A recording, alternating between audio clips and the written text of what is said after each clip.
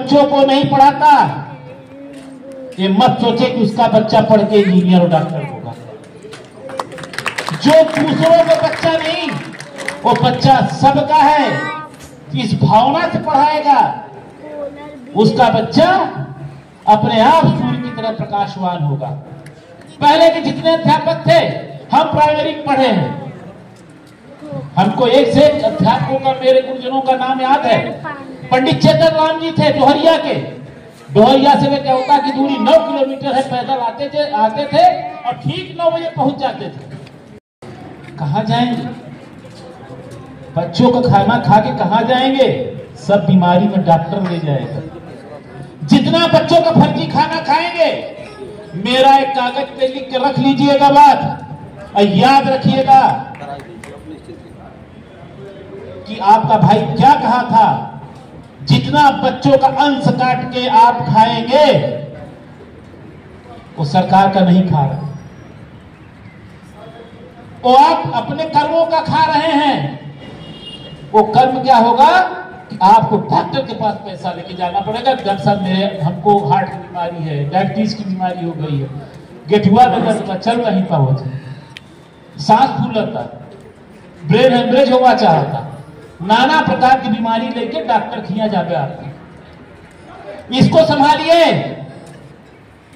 और बहुत चंद समय में, हम तो प्रमुख है ही नहीं, प्रमुख हमारे मेहरारू है नहीं, हम तो काली चेक करिए। अब मेहरारू को जानता है, वो दूसरे माया में रहती, खत्म पूजा पाठ में है, खत्म नाथ में लगी है, तो उनके पास समय का अभाव बा।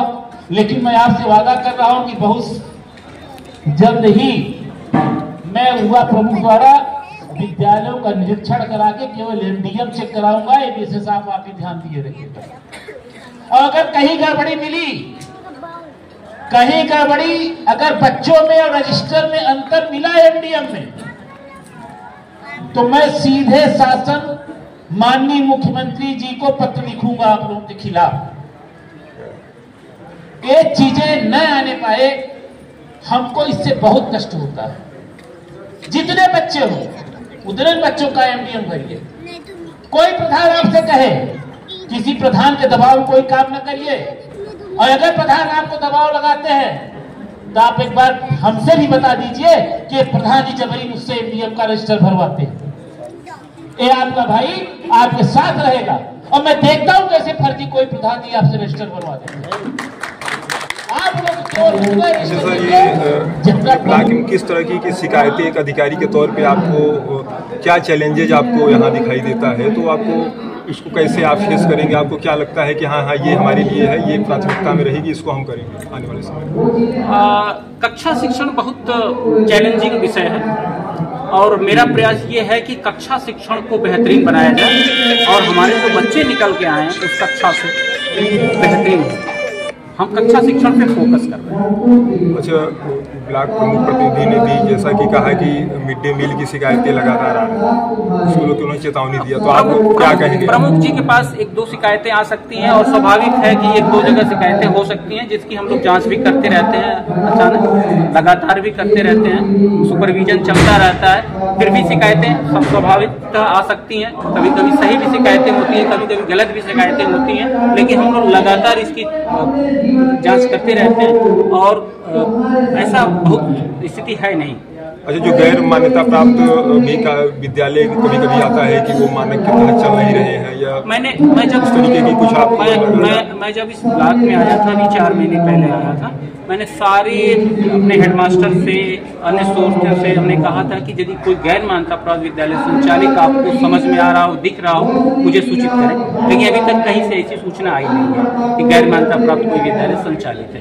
यदि ऐसी कोई सूचना आती है तो उन्हें तुरंत बंद करा दिया जाएगा। अच्छा सर, ये CDPO आंगनबाड़ी का कार्यक्रम था, तो जो उसमें था, बैनर में भी, प्रेस में भी बताया गया था, तो आप तो जिम्मेदारी के साथ यहाँ पे रहे तो किस कारण से नहीं आ पाई या क्या आज उनसे मेरी बात हुई थी तो उन्होंने क्षमा याचना की न उपस्थित होने के लिए। असल में आंगनवाड़ी कार्यकर्तियों का चयन हो रहा है, आज उनका इंटरव्यू चल रहा है। सुबह 9 बजे से बता रही थी, शाम को 7 बजे तक, तो उनमें उन लोगों की व्यस्तता है। अच्छा, उनके न रहने से कुछ फर्क रहा?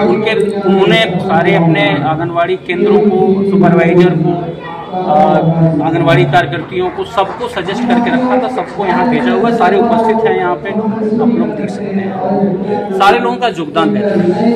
बहुत बहुत धन्यवाद सर हम लोगों से बात करने के लिए। जिस तरीके से सर ने बहुत अच्छे से जो भी चैलेंजेज हैं, जो भी जानकारियाँ हैं, जो सरकार द्वारा जो भी सराहनीय प्रयास चल रहा है, भारत सरकार लगातार जो है बच्चों को आगे बढ़ाने के लिए तत्पर है। क्योंकि जब से सरकार आई है वो चाहती है कि बच्चे हमारे ईश्वर का रूप होते हैं और बचपन से अगर उनको सही प्लेटफार्म मिलता है तो निश्चित तौर से बहुत आगे जाते हैं। और इसमें कहीं न कहीं उनके अभिभावक का बहुत बड़ा रोल होता है। उसके बाद जो है हमारे जो अध्यापक हैं उनका बड़ा रोल होता है। अगर अधिकारी जो है गंभीरता से सारे विषय को मॉनिटरिंग करें तो निश्चित तौर से जो कहीं कहीं अलग अलग तरीके की शिकायतें आती हैं तो उस पर लगाम लगेगा। बहुत बहुत धन्यवाद सर हमसे बात करने के लिए।